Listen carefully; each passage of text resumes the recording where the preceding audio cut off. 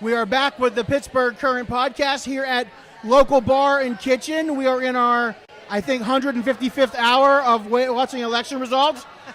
I have to take a personal moment here. The long national nightmare is over. As someone who has lived in Keith Rothfuss's district, Keith Rothfuss is going to lose that congressional seat to Connor Lamb. The Messiah Connor Lamb has taken out Keith Rothfuss in a race that not many people thought was going to be close anyway. Also, just a couple of things. Fox News is predicting that Democrats will take back the House. I think I'll probably take that to the bank. But another thing we're looking at, there's one referendum that we're looking at tonight, and it is we talked about it on this podcast earlier this week. It is the Children's Fund referendum, and with 85% of the precincts reporting, it looks like that referendum is going to go down. And with me is Allegheny County Controller. There we go. Allegheny County Controller Chelsa Wagner. And we're going to talk a little bit about that. As you remember, the other day Chelsa was on the show. She wrote an op-ed. It was not a referendum that she thought she could support.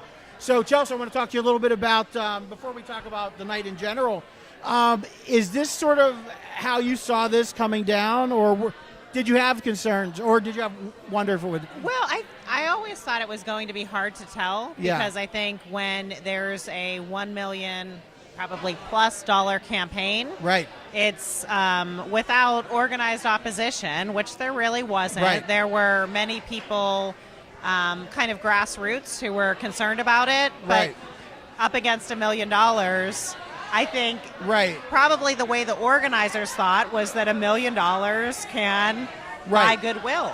So what does make a difference to you? I mean, just in your opinion, right, what does make a difference then if they're basically, if they're spending and they're not really facing much opposition a little bit at the end, So, but what sort of makes it go this way instead of the way that they were looking?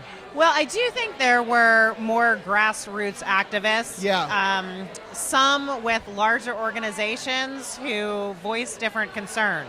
If you take PIN, Pittsburgh Interfaith Impact Network, for example, I know there were emails that went out to all of their members.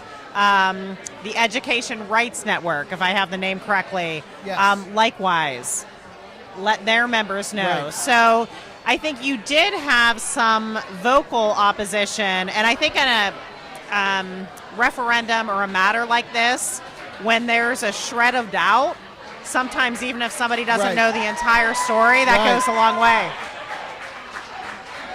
We're hearing, Kansas Governor, we have an upset.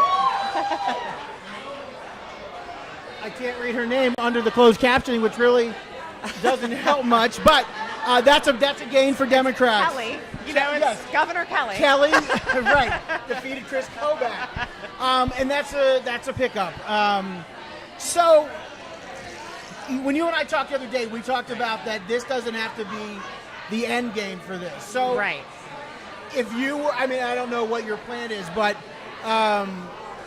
is this something you would think about reaching out to and saying, okay, can we or should we try this again? Or so I know I've always said I think that, speaking for myself, but a lot of the other people I know who were voting no on this, it wasn't because we didn't see the need. We all see the need for these different program areas, but we didn't have the confidence that this referendum was going to really deliver on that need. Right. So I've told them I'd be more than happy to work on it with them. And I think that's requiring them to really embrace and reach out to the whole community. Right. And make sure that if we're asking for tax dollars to be raised, that we're also ensuring how they're being spent. Right. Moving on to the night in general.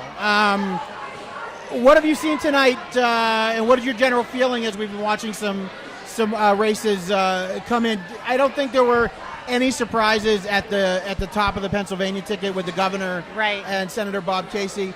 But what are some of as someone who, I mean, you don't just pay attention to politics here. You're someone who pays attention around the country. What kind of things are you noticing And what kind of swing are we getting the blue wave that we all thought we might? Well, I'm hearing from a lot of people that no, we're not.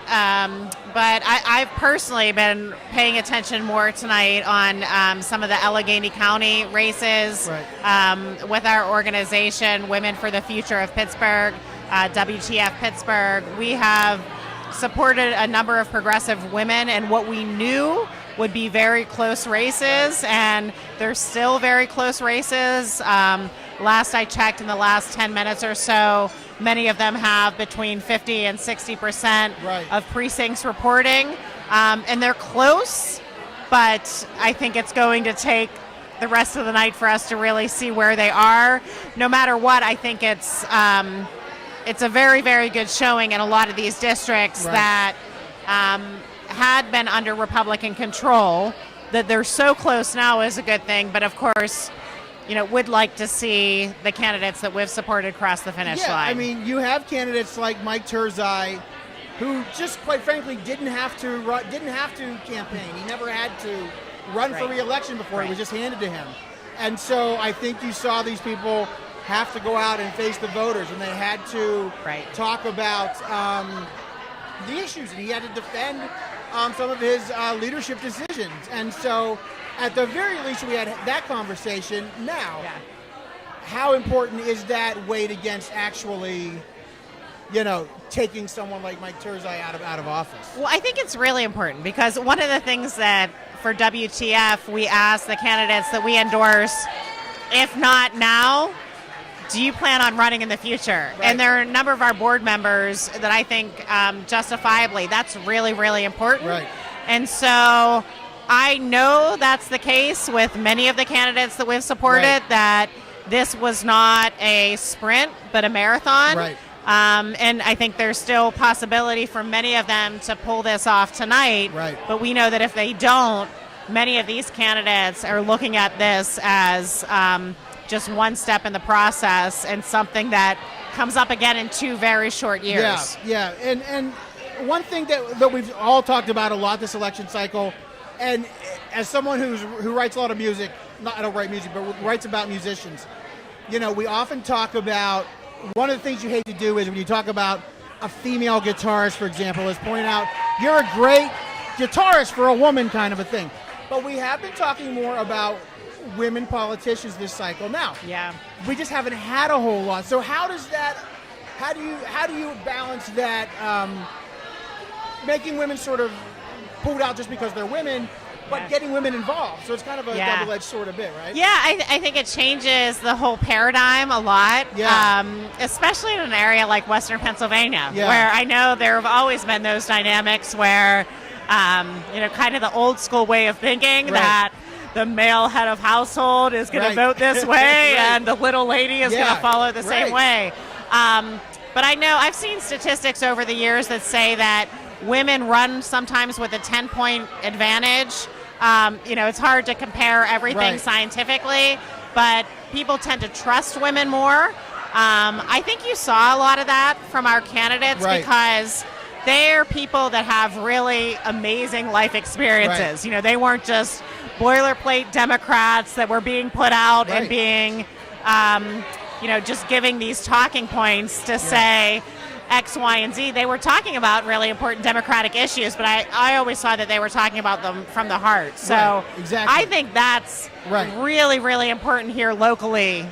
And we really saw a good slate of candidates, win or lose, and there were quite a few wins even before we even got to this night. I mean, when you look at what Summerlee and Sarah Innamorato did to 2 entrenched incumbents, and they took them out in the primary.